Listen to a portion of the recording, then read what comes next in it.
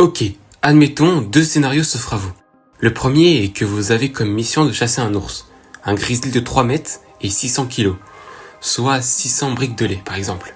Le deuxième scénario est que vous avez visé un 20 à votre contrôle de maths, non, allez soyons gentils, plutôt un 15. Et vous avez eu comme résultat un 14. Vous choisissez quoi comme option? Je vous propose de laisser cette question de côté et on va parler de amygdale cérébrale, ou amygdale. Je sais pas comment ça se dit en fait. On va dire amygdale parce que c'est plus stylé en fait.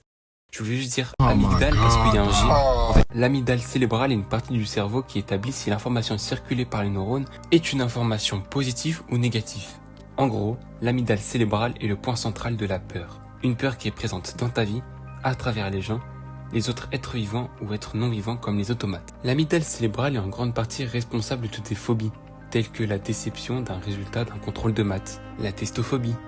Sauf que là, on est encore loin de l'horreur qu'on veut dégager, donc il va falloir qu'on fouille un petit peu plus dans les phobies pour en trouver une un peu plus intéressante. Les phobies les plus fréquentes aujourd'hui sont des phobies mentales et non liées à quelque chose de physique. L'agoraphobie par exemple. C'est une phobie liée aux endroits ou aux situations publiques dont il est difficile de s'en sortir. Comme la définition le montre, c'est une phobie qui est présente dans les bus, les avions ou autres transports en commun ou même des marchés ou des magasins. L'hypocondrie est la peur de ressentir une quelconque douleur sans réelle preuve. En gros, c'est un stress constant par rapport au fait qu'il y a un problème dans ta santé, qu'elle soit mentale ou physique. Il y a aussi l'autophobie, la peur de la solitude. Bon après, au début je rigolais, il y a quand même des peurs qui sont assez physiques, comme la peur des serpents, araignées, aiguilles, sang et avions qui reviennent beaucoup. Et au milieu de tout ça, il y a celle qui nous intéresse, la télophobie.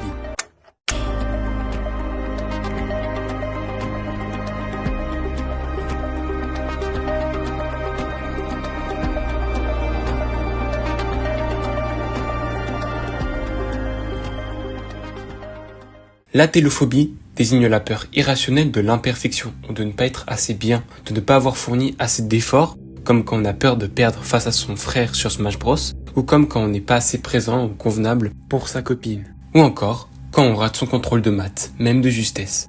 Alors maintenant, essayons d'établir cette peur à grande échelle. Dans les films, des entités, monstres ou même des personnes normaux ont un développement qui commence par une erreur pour la plupart. C'est assez fréquent comme méthode. Et c'est comme ça qu'on peut instaurer de la peur, à travers le personnage comme au spectateur. Prenons l'exemple de Miles Morales. Il s'est fait mordre pas par hasard, mais par erreur, car l'araignée qui l'a mordu ne vient même pas de sa dimension. Un autre exemple de Marvel, Ultron. Il n'était pas censé être aussi performant. C'est une erreur de la part de Tony Stark et Bruce Banner. Ou pour revenir dans l'horreur classique, Bear de Obsession. Il a fait l'erreur de faire le mauvais vœu. Bon, maintenant j'aimerais qu'on rajoute une nouvelle peur. Un ingrédient bien connu alors que sa définition donne l'inverse. La peur de l'inconnu. Que ce soit le Wendigo, le Slenderman ou même le Siren Head, il y a forcément un cryptide dont leur mythe vous a fait au moins frissonner. Pour mon cas, c'était le Siren Head. J'avais accès à YouTube très jeune. Aucun de vous n'est vraiment capable de me dire l'origine de chacun des mythes que j'ai cités. Et c'est bien pour ça que ça nous faisait flipper. Donc maintenant qu'on a nos deux peurs centrales, comment les fusionner? Eh bien c'est simple. Faire une œuvre où on l'en fait face à un danger monstrueux, inexplicable, voire démesuré dans certains cas. Le tout causé par une erreur. Si l'erreur est juste une excuse de scénario, c'est juste un film lambda. Mais quand il s'agit d'une erreur répétée, constante, au point où la réussite n'est jamais respirable, là on peut commencer à parler de quelque chose de bien plus sérieux. Shin Godzilla, quoi de mieux que le monstre le plus iconique d'Hollywood adapté de la façon la plus cauchemardesque. Regardez cette version, et maintenant regardez-moi ça. Là, on nous rappelle clairement bien avec son apparence que Godzilla n'est en aucun cas un reptile. Ce n'est pas un dinosaure ni un kaiju, ça c'est une abomination. Une forme de vie non identifiée mais pas extraterrestre. D'ailleurs, ce n'est pas non plus une erreur de la nature. Ça, c'est une erreur humaine, juste humaine. Si vous n'avez pas vu le film Shin Godzilla, on suit l'entité naître et évoluer pendant que l'État du Japon ne prenne pas en compte cette chose. Partant du principe que ce n'est qu'une catastrophe naturelle, jusqu'à ce que les États internationaux s'interrogent sur cette chose qui ne s'arrête pas, tout comme les erreurs d'ignorance du Japon. Cette chose qui s'arrête que quand elle veut, et c'est sûrement pour faire pire ensuite, faute après faute, évolution après destruction totale, que Dieu nous aide, mais bon, c'est leur punition. Bon, il y a encore d'autres exemples de comment inciter la peur, mais on peut surtout noter une chose. L'erreur est la cause du malaise ou de la perte d'espoir, Avec comme exemple Bear du film Obsession, dont je vous ai déjà cité auparavant, qui a choisi de faire le mauvais vœu par égoïsme. Ou encore Clark des Backrooms. Il passe son temps à faire les mauvais choix sans volonté de se remettre en question.